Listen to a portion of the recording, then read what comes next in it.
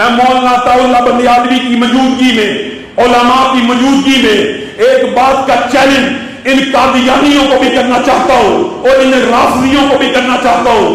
دونوں کے چیلنجز فرق ہے. قادیانیوں کو چیلنج یہ ہے، کوئی ایک قادیانی جب تک میں زندہ ہوں، ان کا کوئی مربی، ان کا کوئی خلیفہ، تعالوا ندعو ابنانا وابناکم ونسانا ونساکم وانفسنا وانفسکم ثم نبتہل فنجعل لعنت اللہ علی الکاذبین. آؤ میں تمہیں مباہلے کا چیلنج دیتا ہوں. کوئی ایک قادیانی اگر یہ کہتا ہے غلام احمد قادیانی سچا نبی تھا، میں یہ کہتا ہوں وہ جھوٹا تھا، بے ایمان تھا، کذاب تھا، دروغگو تھا، وہ خائن تھا، وہ بد کردار تھا، کسی قادیانی میں جرأت ہے تو آ کے مباہلہ کریں. میں رافضیوں میں سے ان بدماشوں کو یہ چیلنج دینا چاہتا ہوں جو ابو بکر سے لے کر امیر معاویہ تک کسی صحابی کو جہنمی سمجھتے ہیں. میں یہاں پہ اعلان کرتا ہوں کہ نبی کا ہر صحابی جنتی ہے. ابو بکر سے لے کے معاویہ تک ہر صحابی جنتی ہے.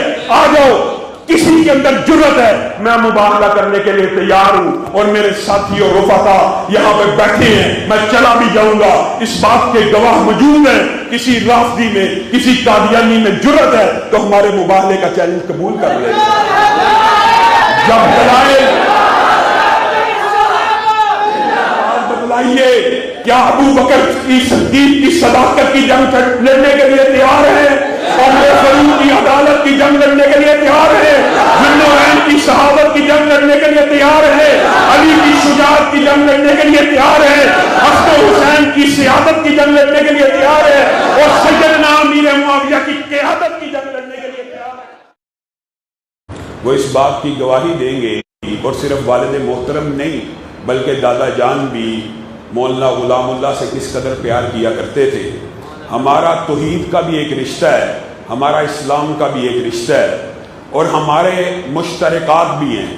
جس طرح اس ممبر سے، اسٹیج سے مولانا عطاءاللہ بندیالوی دفاع صحابہ کے لیے آواز اٹھاتے ہیں، ہمارا بھی خون بڑھ جاتا ہے. جس طرح وہ دفاع ختم نبوت کے لیے آواز اٹھاتے ہیں، اللہ کے فضل و کرم سے ہم شانہ بہ شانہ، قدم بہ قدم ایک ہی صف میں، ایک ہی قبیلے میں ان باطل قوتوں کے خلاف کھڑے ہیں. اسی طرح میں مولانا حلیق الرحمان صاحب اور معزز جتنے بھی مہمان سٹیج پہ بیٹھے ہیں، سب کا فردن شکر گزار ہوں کہ انہوں نے مجھے آپ سے ہم کلام ہونے کا موقع عنایت فرمایا. معزز سامعین گرامی قدر، یہ ممبر دلائل کا ممبر ہے. یہ سٹیج خطیب کا سٹیج بھی ہے اور دلائل اور براہین کی الغار لیے ہوئے مولانا عطاءاللہ بندیالوی صاحب کو آپ مختلف نکات پیش کرتے ہوئے سنتے ہیں. آج چند باتیں انہی کی بات کو آگے بڑھاتے ہوئے آپ کے سامنے رکھنی ہے. آج دکھ اور افسوس کی بات ہے کہ ہماری جو نئی نسل ہے، جو یونیورسٹیز اور کالجز میں پڑھتی ہے، وہ ہم سے یہ سوال کرتی ہے کہ یہ مرزا غلام احمد قادیانی ایک مذہب کا نبی ہے، آپ اس کے خلاف کس طرح کے الفاظ بولتے ہیں؟ آپ اس کو دجال کہتے ہیں، آپ اس کو کذاب کہتے ہیں. وہ ایک امت کا نبی ہے، کچھ الفاظ کو نرم کیا کیجیے. میرے بھائیوں، یہ مغالطہ، یہ فلسفہ دکھ کی بات ہے کہ ہمیں نوجوان نسل کو سمجھانا پڑ رہا ہے. اللہ رب العزت نے ابھی قرآن پاک کی ابتدا ہی کے اندر متقیوں کی ایک صفت بیان کی ہے، والذین یؤمنون بما انزل الیک وما انزل من قبلک. کتنے افسوس کی بات ہے، آج ہمیں یہ دلائل نوجوان نسل کے سامنے رکھنے پڑ رہے ہیں. قرآن کی ابتدا ہی میں، سورۃ بقرہ کے شروع ہی میں اللہ نے متقیوں کی ایک صفت بیان کی ہے، سب نے یاد رکھنی ہے. وہ صفت کیا ہے؟ والذین یؤمنون بما انزل الیک. وہ ایمان لے کے آئے اس وحی کے اوپر جو پیارے نبی صلی اللہ علیہ وسلم آپ کے اوپر نازل ہوئی، اور ساتھ اس وحی کے اوپر ایمان لے کے آئے جو آپ سے پہلے نازل ہوئی. اب ایمانداری سے بتائیے، قرآن پاک کے اندر اور احادیث کے اندر ہمیشہ قبلک کا ذکر تو موجود ہے، بعدک کا ذکر موجود ہے؟ کسی حدیث کے اندر، قرآن کی کسی آیت کے اندر یہاں پہ بھی اللہ کہہ رہا ہے کہ جو آپ کے اوپر نازل ہونے والی وحی کے اوپر ایمان لے کے متقیوں کی صفت ہے، اور جو ایمان لے کے آئے وہ وحی کے اوپر جو آپ سے پہلے نازل ہوئی، اور ساتھ ہی متصل کیا بات کہی، وَبِالْآخِرَةِ هُمْ يُوقِنُونَ، اور اس کے بعد آخرت کے اوپر۔ یہ آیت بذات خود اس بات کی دلیل ہے کہ نبی کے بعد وحی کی کوئی گنجائش موجود نہیں ہے۔ نبی سے پہلے تو وحی آئی ہے، اس کے اوپر آپ کا اور میرا ایمان ہونا چاہیے، لیکن نبی کے بعد کوئی وحی۔ مجھے ایک بات بتلائیے، قرآن پاک کا پورا اسلوب، طالب علم بھی بیٹھے ہیں، آپ پورے قرآن پاک کا مطالعہ کیجئے، جہاں جہاں بھی نبی کے بعد نبی کے آنے کی گنجائش موجود ہے ذکر ہوا۔ نوح کی ذریت میں سے ذکر ہوا، ابراہیم کی ذریت میں سے ذکر ہوا، قرآن پاک میں دعا آئی، ابراہیم دعا کر رہے ہیں کہ میری اولاد میں سے ایک ایسا نبی بھیج جو ان کو آیتیں پڑھ پڑھ کے سنائے۔ اسی طرح وَمُبَشِّرًا بِرَسُولٍ يَأْتِي مِن بَعْدِ اسْمُهُ احمد، حضرت عیسیٰ کے بعد بھی نبوت کی گنجائش موجود تھی، تو قرآن پاک میں آ گیا کہ ایک نبی آئے گا جس کا نام احمد ہوگا۔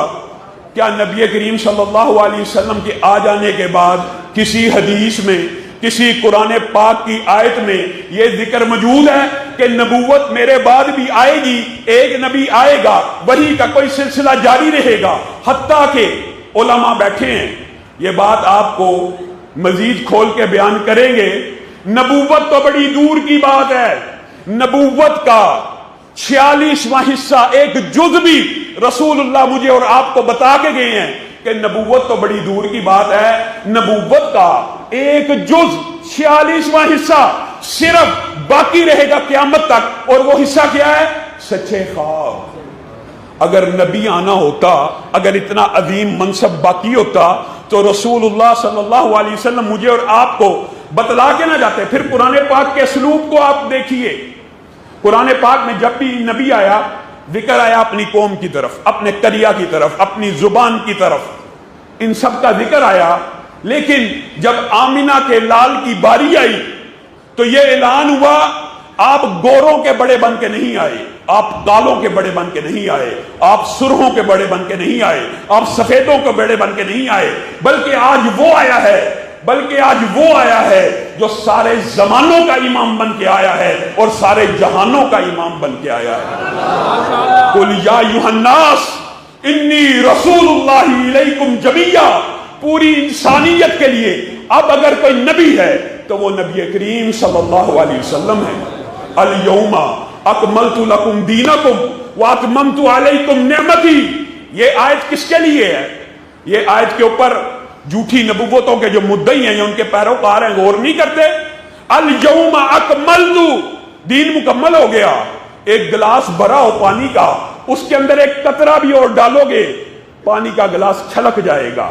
دین کے اندر تم کہتے ہو پورے نبی کی گنجائش موجود ہے، معاذ اللہ۔ اللہ کہہ رہے ہیں الْيَوْمَ أَكْمَلْتُ لَكُمْ دِينَكُمْ، تمہارا پورے کا پورا دین مکمل ہو گیا۔ میرے بھائیو، شرح صدر کے ساتھ آپ کا اور میرا یہ عقیدہ ہونا چاہیے، اور مولانا عطا اللہ بندیالوی آپ کو رب کی توحید کی طرف دعوت دیتے رہتے ہیں۔ ہمارا یہ عقیدہ ہونا چاہیے جس طرح رب کی ذات اور رب کی صفات لا شریک ہیں، اسی طرح نبی کی نبوت بھی لا شریک ہے۔ نبی کی نبوت میں بھی کوئی شریک نہیں ہو سکتا۔ ما کان محمد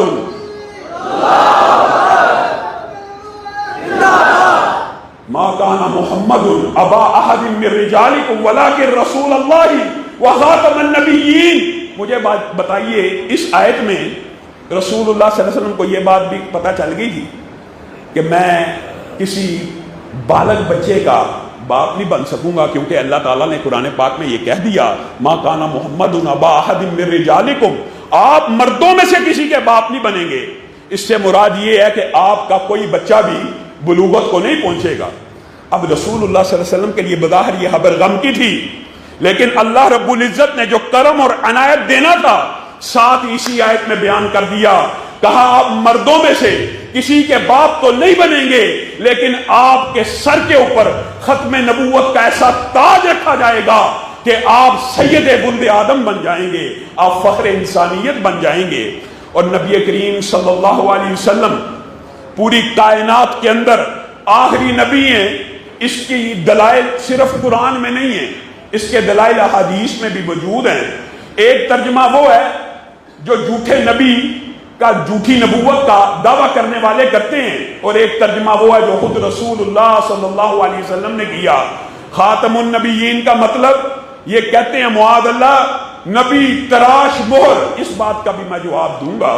اور ایک ترجمہ وہ ہے جو رسول اللہ صلی اللہ علیہ وسلم نے کیا، اِنَّا مثلی وَمَثَلَ الْأَنْبِيَاءِ مِنْ قَبْلِي كَمَثَلِ رَجُلٍ بَنَا بَيْتًا فَأَجْمَلَهُ وَأَحْسَنَهُ، میری اور میرے سابقہ انبیاء کی مثال ایسی ہے اس بندے کی طرح کہ جس نے گھر بنایا اور اس کو بڑا خوبصورتی سے مزین کیا، اس کو آراستہ اور پراستہ کیا، الا موضع لبنہ، لیکن ایک اینٹ چھوڑ دی۔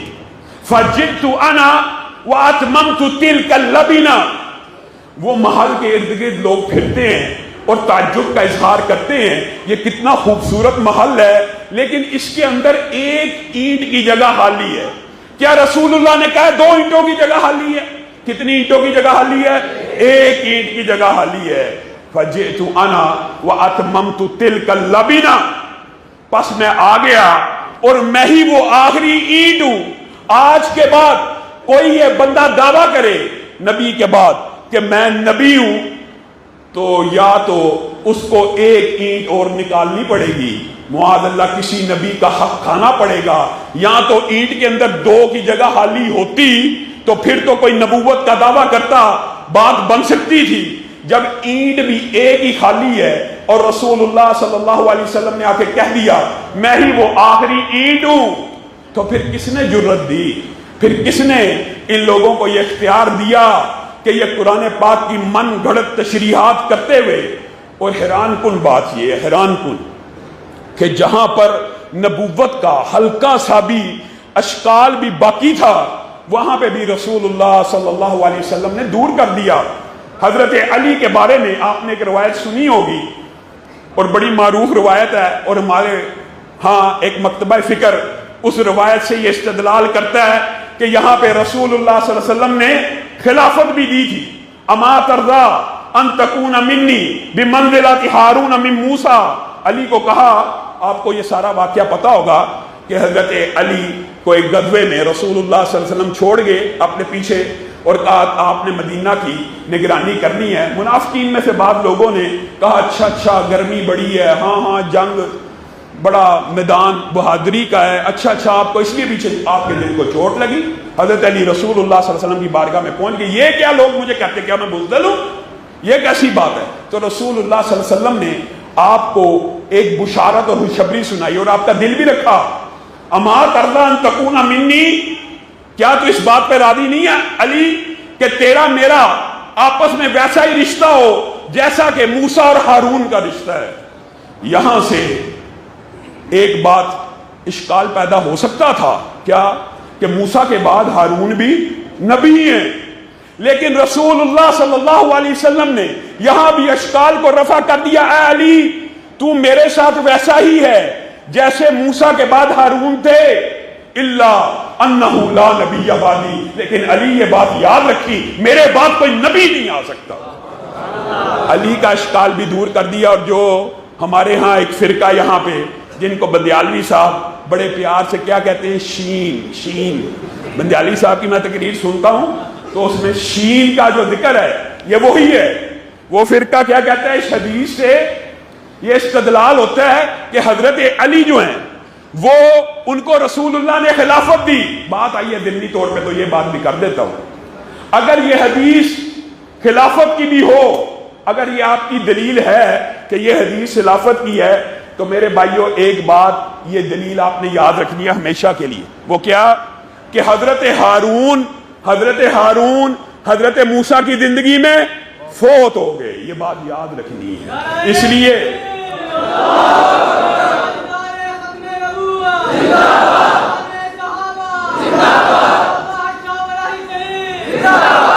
اگر حضرت موسیٰ کے دور میں ہی حضرت ہارون فوت ہو گیا تو یہ خلافت کی دلیل کیسے ہو سکتی ہے؟ خیر یہ تو ایک لمبی چوڑی بات ہے، اور مولانا اس حوالے سے اکثر آپ لوگوں کو محظوظ کرتے رہتے ہیں۔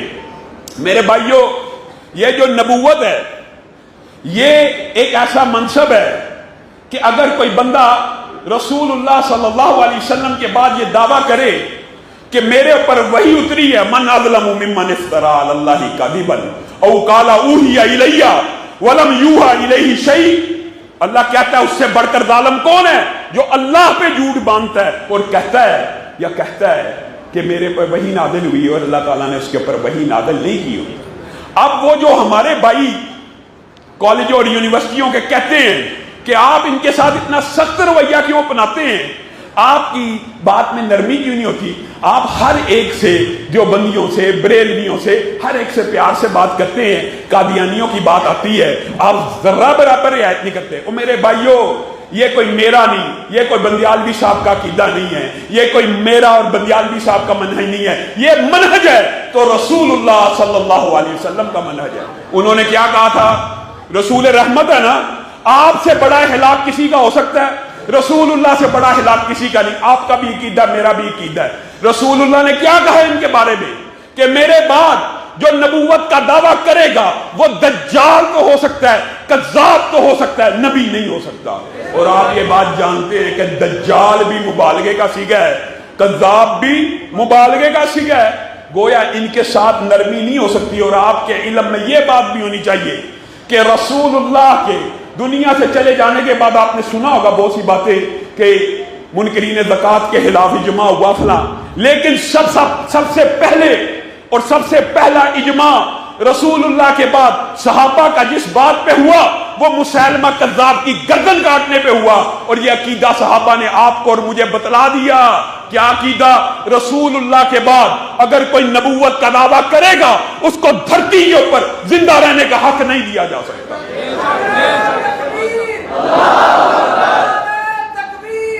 لیکن یہ بات بھی سمجھنے کی ضرورت ہے میرے بھائیوں، یہ حق آپ نے اور میں نے اپنے ہاتھ سے استعمال نہیں کرنا، یہ حق اسلامی ریاست کا ہے کہ کوئی بھی نبوت کا دعویٰ کرے اس کی گردن کو تن سے جدا کرے، اور صرف اس کی گردن کو تن سے جدا نہیں کرنا، یہ بھی اسلامی ریاست کا فریضہ ہے کہ ان مرتدوں کو بھی یا جلا وطن کریں یا تحقیق کر دیں۔ اور حضرت ابو بکر کی قیادت میں آپ نے وہ عظیم الشان جنگ کا سارے کا سارا منظر پڑا ہوا، 40,000 آج کل کا کوئی مفکر یا فلاسفر ہوتا نا تو وہ پتہ کیا کہتا ہے، جس طرح آج کل کہتے ہیں نرمی کرو، اور مسیلمہ کذاب کے بارے میں صحیح سند سے یہ بات ملتی ہے کہ جب اس کا مؤذن بھی اذان دیتا تھا تو کہتا تھا اشہد ان محمد رسول اللہ، اس کا مؤذن بھی یہ بات کہتا تھا۔ آج کل کا کوئی مفکر ہوتا ہے یار وہ تو رسول اللہ کا رسول مانتے ہیں، یار یہ احمدی تو قادیانی مردئی بے ایمان یہ تو رسول اللہ کا رسول مانتے ہیں، یہ وہی فلسفہ ہے۔ کسی ایک صحابی نے کہا کہ وہ اذان میں رسول اللہ کو محمد الرسول اللہ مانتے ہیں، ان کی نبوت کو تسلیم کرتے ہیں، ان کے ساتھ نرمی کرو، نہیں، سب نے تلواروں کو اٹھایا، 40,000 کے لشکر کے ساتھ جا کے ٹکرائے، 28,000 مرتدوں کو واصل جہنم کیا۔ یہ وہ جنگ ہے، پوری زندگی میں رسول اللہ کی پوری زندگی میں اتنے صحابہ شہید نہیں ہوئے جتنے اس اکیلی جنگ میں ختم نبوت کے دفاع کے لیے اور رسول اللہ کی حرمت کے لیے جو جنگ لڑی گئی اس میں 1200 سے زائد صحابہ شہید ہو گئے۔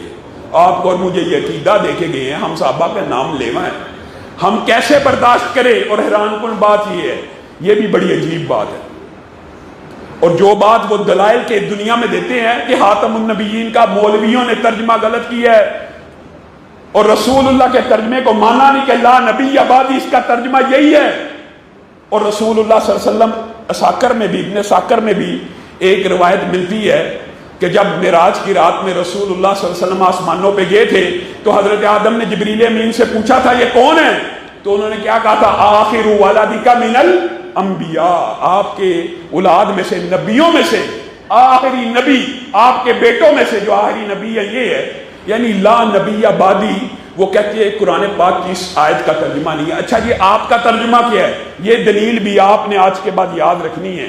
خاتم النبیین کا ترجمہ نبی تراش مہر، ایسی مہر جو نبیوں کو تراشتی ہو۔ آپ نے ان سے صرف 2 سوالات کرنے ہیں، وہ کیا کہ مرزا غلام احمد قادیانی سے پہلے رسول اللہ سے لے کر مرزا غلام احمد قادیانی تک کیا کوئی نبی آیا درمیان میں جس کے اوپر آپ ایمان لاتے ہیں؟ کہیں گے نہیں۔ اب مرزا غلام احمد قادیانی سے لے کر قیامت تک آپ کے ہاں خلافت ہے یا نبوت بھی چلتی رہے گی؟ وہ کیا کہیں گے؟ خلافت چلے گی، نبوت نہیں چلے گی۔ اگر تو ترجمہ ان کا بھی مان لیا جائے تو بھی غلط ہے۔ کیوں؟ لفظ کیا؟ خاتم النبیین، اور نبی جمع ہے، اور بندیالوی صاحب آپ کو بتا چکے ہیں عربی میں جمع کم از کم کہاں سے شروع ہوتی ہے؟ 3 سے۔ 2 کے لیے الگ ڈائی ہے، یہ 3 سے۔ اگر تو اس کا ترجمہ نبی تراش مہر ہے تو ساری دنیا کے قادیانی مل جائیں اور 3 نبی ثابت کر کے دکھائیں جن کے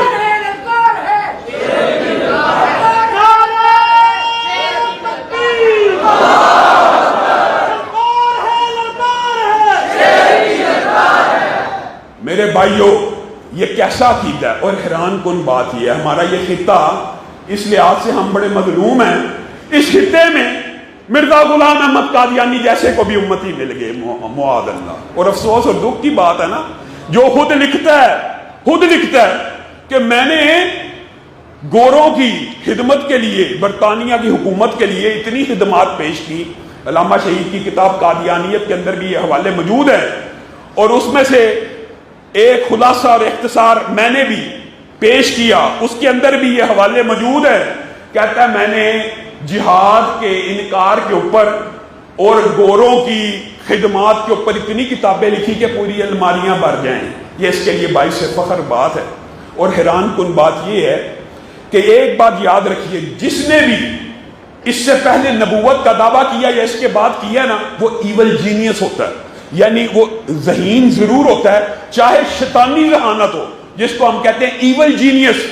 اور یہ بندہ ایسا غبی ہے، ایسا احمق ہے کہ انتہائی احمق اور انتہائی نالائق ہونے کے باوجود پیسوں کی فراوانی کی وجہ سے، انگریز کی پشت پناہی کی وجہ سے اس کو امتی میسر آگے، حتیٰ کہ ایسے ذہین نبوت کا دعویٰ کرنے والے گزرے ہیں۔ بات آئی ہے ضمنی طور پہ تو میں آپ کو بتائے دیتا ہوں کہ ایک بندہ ایسا گزرا، اس نے اپنا نام لا رکھ لیا، لا، اور جب اس کا نام مشہور ہو گیا نا، اس نے کہا یہ جو حدیث ہے نا اس میں راوی کو غلطی لگی ہے، لا نبی آبادی نہیں ہے بلکہ کیا ہے؟ لا نبی البادی ہے۔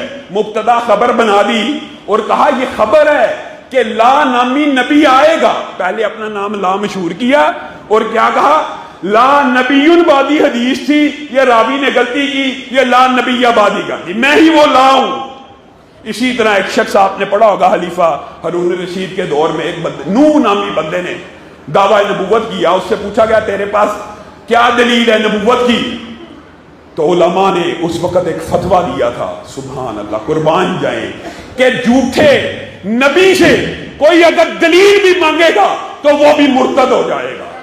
لیکن صرف مناظرانہ انداز میں کسی کو بات سمجھانے کے لیے ان سے دلائل پوچھے گے کہ تو جو کہتا ہے میں نبی ہوں، کہا وہ قرآن پاک کی جو آیت ہے نا کہ 50 برس کم 1000 نوح دنیا میں رہے تو وہ باقی 50 برس میں پورے کرنے آ گیا۔ ایک عورت تھی ایول جینیس اسی طرح کہنے لگی کہ لا نبی آبادی تو ہے، لا نبیت آبادی تو نہیں ہے نا، تو میں عورت ہوں۔ اور کہنے کا مطلب یہ ہے کہ ذہین لوگوں نے نبوت کے دعوے کیے، ایول جینیس، اور یہ ایسا غبی ہے، اپنی طرف سے نہیں کہہ رہا، ایک حوالہ ذمہ داری ہے میری اور میرے نائبین مولانا ارشد بیگم کوٹی سمیع اللہ شاہد، حتیٰ کہ بندیالوی صاحب بھی ذمہ دار ہیں حوالہ دینے کے۔ یہ کہتا ہے کہ ماشاءاللہ اپنے بارے میں خود بیان کر رہا ہے کہ میں ایک جیب میں گڑ کا ڈیلا رکھ لیتا تھا اور ایک جیب میں مٹی کا ڈیلا رکھ لیتا تھا، اور مٹی کے ڈیلے سے استنجا کیا کرتا تھا، اور جب واپس جا رہا ہوتا تھا تو کئی مرتبہ گڑ کی جگہ مٹی کا ڈیلا منہ میں ڈال لیتا تھا۔ بتائیے یہ اس کی کل عقل ہے۔ کہتا ہے جب میری شادی ہوئی تو میں شادی کے قابل نہیں تھا، لیکن ابھی 6 مہینے نہیں تھے گزرے کہ بچہ پیدا ہو گیا۔ علامہ شہید نے اس بات کا جواب دیا تھا اور کہنے لگا یہ میرا معجزہ ہے، ابھی 5 ماہ نہیں تھے گزرے بچہ پیدا ہو گیا، اور جب میری شادی ہوئی میں شادی کے قابل نہیں تھا۔ یہ میرا معجزہ ہے. اس سے معجزے پوچھے گئے, اس نے کہا سارے نبیوں کے معجزے ایک طرف, مجھ اکیلے کے 50,000 معجزات ہیں, ان میں سے ایک معجزہ یہ بھی ہے. تو علامہ شہید نے یہ بات کہی تھی, یہ معجزہ تیرا نہیں ہے, تیری بیوی کا, اور اس کا باپ اگر کوئی ہے تو حکیم نور الدین ہے, کیونکہ اس کی بیوی نے خود لکھا, کتاب میں موجود ہے کہ بیوی تو میں مرزا غلام احمد قادیانی کی ہوں, لیکن حکیم نور الدین صاحب لونڈی تو میں آپ کی ہوں. معاذ اللہ, یہ وہ نبی ہے. کیا یہ خاندان, کیا اس طرح کا خاندان, کیا یہ نبیوں کی خصائل ہوتے ہیں؟ پھر کیسا بدزبان آدمی ہے, کہتا ہے ہر بندے نے میری نبوت کا یقین کیا سوائے معاذ اللہ طوائفوں کے, اور وہ جو لفظ ہیں جو ہم سٹیج پہ کہہ ہی نہیں سکتے, بدکارہ عورتوں کے علاوہ, اور گندا لفظ یوز کر کے کہتا ہے طوائفوں اور فلانی اور فلانیوں کے بچوں نے صرف میری نبوت کا انکار کیا. بندہ اس کا عقل سے پوچھے, نبوت کا انکار تو میں اور تو کر رہے ہیں, اس میں اس ماں کا کیا قصور ہے؟ یہ کیسا بد عقل آدمی ہے. اور اس نے گستاخی کی بھی کوئی قبیل نہیں چھوڑی. معاذ اللہ حیران رہ جائے, اویئرنیس نہیں ہے, لوگوں کو پتہ نہیں ہے. کہتا ہے میری شہر ہر وقت کربلا میں ہے, اور حسین جیسے 100 معاذ اللہ میں اپنے گریبان میں لیے پھرتا ہوں. تم مردہ علی کی کیا بات کرتے ہو, میں زندہ علی تمہارے اندر موجود ہوں.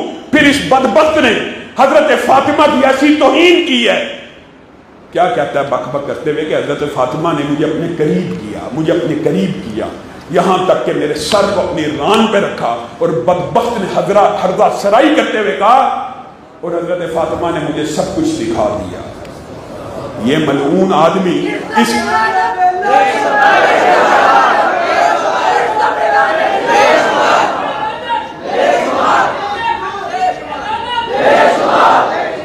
اور کبھی عجیب و غریب دعوے ذلی, بروزی, تشریح, غیر تشریح, اور اس کے ماننے والے بھی کسی سے کم نہیں ہیں. کوئی رحم کے اور کوئی مداحنت کے جذبات آپ کے اور میرے درمیان دلوں کے اندر, یہ سیکولر لوگوں کے پراپوگنڈے سے نہیں آنے چاہیے. کیا کہتے ہیں؟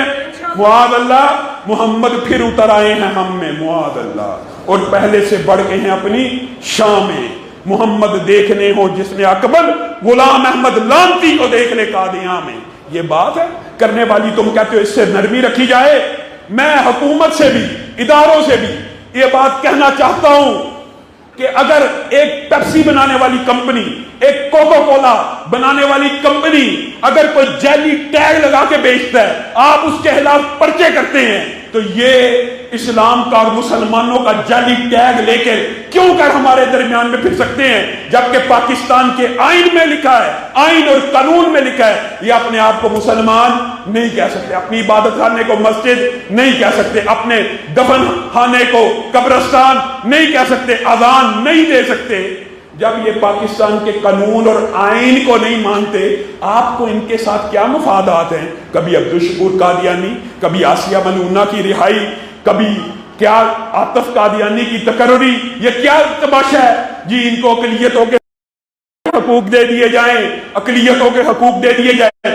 اقلیت کا حق قادیانیوں کو صرف ایک صورت میں مل سکتا ہے, جب سارے قادیانی رہنما جمع ہو جائیں اور اس بات کا اعلان کریں اور اقرار کریں ہمارا اسلام سے کوئی تعلق نہیں. پھر اہل سنت کے علماء اس بارے میں غور کریں گے کہ ان کو اقلیت ماننا کہ نہیں ماننا. اگر یہ کہیں گے کہ ہم مسلمان ہیں تو پھر ہر عالم کا یہ فتویٰ ہے تو مسلمان نہیں ہے بلکہ تو مرتد ہے, اور تجھے اقلیتوں کے حقوق نہیں دیے جا سکتے. یہ عجیب بات ہے کہ ان کو اقلیتوں کے حقوق دے دو, اقلیت کے طور پہ قبول کر لو. کیسے قبول کر لیا جائے؟ اقلیت کافر ہوتی ہے, اقلیت اپنے آپ کو مسلمان کلیم نہیں کرتی. یہ ٹیگ بھی اسلام کا لگائیں. جعلی بوتل بکنا تو پاکستان میں جعلی کوکو کولا کا کوئی ریپ گھر میں بنا کے لگا کے بیچ سکتا ہے, پیپسی کا بیچ سکتا ہے. تو یہ اسلام کا ٹیگ اتنا ہی سستا ہو گیا کہ جو مرضی لگا کے پھرتا رہے اور کوئی اس کو پوچھنے والا نہ ہو. یہ ہماری کمزوری ہے. لیکن جس طرح 73 کے اندر 77 کے اندر علماء نے ختم نبوت کے لیے قربانیاں دی, میں آپ لوگوں سے بھی وعدہ لینا چاہتا ہوں کہ جب بھی ضرورت پڑی میدان عمل میں نکلنے کے لیے تیار ہوں. میرے بھائیوں یاد رکھو, جس طرح ہمارا یہ عقیدہ ہے کہ ختم نبوت کا ہر منکر کافر اور مرتد ہوتا ہے, اس سے کسی قسم کی کوئی روح رعایت نہیں ہو سکتی, اسی طرح حدیث کے مطابق ہمارا یہ عقیدہ ہے. اور حدیث آپ سن لیں, کیا اگر کوئی اپنے مسلمان بھائی کو کافر کے حدیث سنی ہوئی ہے نا تو دونوں میں سے ایک کافر ہو جاتا ہے؟ حدیث پکی ہے نا، سنی ہوئی ہے کہ اگر کوئی مسلمان کسی دوسرے مسلمان کو کافر کہے تو یا کہنے والا کافر ہے یا جس کو کہا گیا ان دونوں میں سے ایک کافر لازمی ہو گیا۔ اور ہمارے بدقسمتی کی بات ہے، اس خطے میں ایسے لوگ بھی موجود ہیں جو کسی عام مسلمان کو کافر نہیں کہتے بلکہ کس کو کہتے ہیں؟ معاذ اللہ ابو بکر بے ایمان ہو گئے، معاذ اللہ عمر کا ایمان نہ رہا، معاذ اللہ، یعنی جن کے لیے اللہ نے آسمان سے وحیاں نازل کی وَكُلًّا وَعَدَ اللَّهُ الْحُسْنَى، کہ نبی کو جس نے حالت ایمان میں دیکھ لیا اللہ نے اس آنکھ کے اوپر جہنم کی آگ کو حرام کر دیا۔ بتائیے آپ ایمانداری سے ایک بات بتلائیے، جنتیوں کے لیے حدیث میں آتا ہے نا کہ جنتی جب جنت میں چلے جائیں گے، تمام جنتی جب جنت میں چلے جائیں گے اللہ تعالیٰ نعمتیں دیتا رہے گا، پھر بالآخر پوچھے گا جنتیوں کس حال میں ہو؟ جنتی کہیں گے ہر چیز تو مل گئی، حوریں، غلمان، کھانا، دیدار، ہر چیز تو ہو گیا۔ تو اللہ تعالیٰ اس وقت کہے گا وَرِضْوَانٌ مِّنَ اللَّهِ اکبر، ایک چیز باقی ہے، ایک نعمت باقی ہے، اور وہ نعمت کیا ہے؟ میں تم سے راضی ہو گیا، جس طرح تمہارے باپ آدم کو ناراض ہو کے کبھی جنت سے نکالا تھا، آدم کے کسی بیٹے کو جنت سے نہیں نکالوں گا۔ یہ حدیث سب نے سنی ہوئی ہے۔ ہر جنتی کو جو اعزاز جنت میں ایک عرصہ گزارنے کے بعد ملنے، لوگوں ذرا غور کرو، وہ اعزاز نبی کے صحابہ کو اس زمین پہ چلتے ہوئے اللہ نے عطا کر دیا، رضی اللہ عنہم ورضوا عنہ۔ وہ جو جنت میں سب سے آخر میں ملنا تھا وہ صحابہ کو زمین کے اوپر چلتے پھرتے عنایت کر دیا۔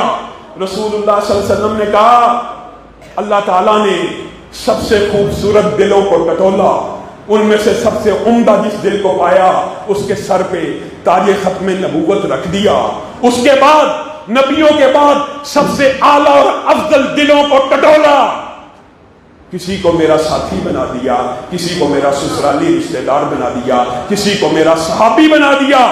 میں مولانا عطا اللہ بندیالوی کی موجودگی میں، علماء کی موجودگی میں ایک بات کا چیلنج ان قادیانیوں کو بھی کرنا چاہتا ہوں اور ان رافضیوں کو بھی کرنا چاہتا ہوں۔ دونوں کے چیلنجز فرق ہے۔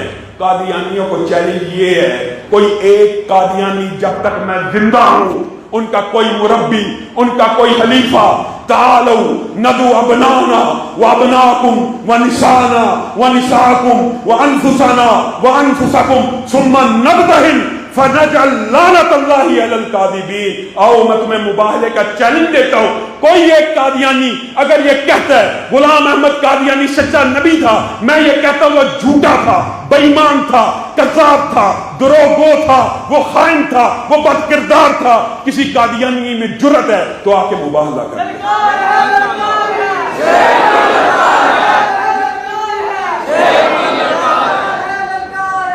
اسی طرح میں رافضیوں میں سے ان بدماشوں کو یہ چیلنج دینا چاہتا ہوں جو ابو بکر سے لے کر امیر معاویہ تک کسی صحابی کو جہنمی سمجھتے ہیں۔ میں یہاں پہ اعلان کرتا ہوں کہ نبی کا ہر صحابی جنتی ہے، ابو بکر سے لے کے معاویہ تک ہر صحابی جنتی ہے۔ آ جاؤ، کسی کے اندر جرأت ہے میں مباہلہ کرنے کے لیے تیار ہوں، اور میرے ساتھی اور رفقا یہاں پہ بیٹھے ہیں، میں چلا بھی جاؤں گا، اس بات کے گواہ موجود ہیں۔ کسی رافضی میں، کسی قادیانی میں جرأت ہے تو ہمارے مباہلے کا چیلنج قبول کر لے۔ جب دلائل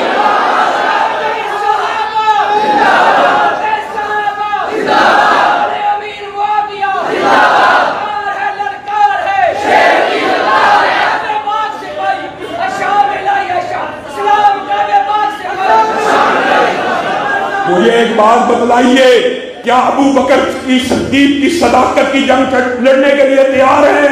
عمر فاروق کی عدالت کی جنگ لڑنے کے لیے تیار ہیں؟ ذوالنورین کی شہادت کی جنگ لڑنے کے لیے تیار ہیں؟ علی کی شجاعت کی جنگ لڑنے کے لیے تیار ہیں؟ حسن و حسین کی سیادت کی جنگ لڑنے کے لیے تیار ہیں؟ اور سیدنا امیر معاویہ کی قیادت کی جنگ لڑنے کے لیے تیار ہیں؟ سبحان ربک رب العزت عما یصفون وسلام علی المرسلین والحمد للہ۔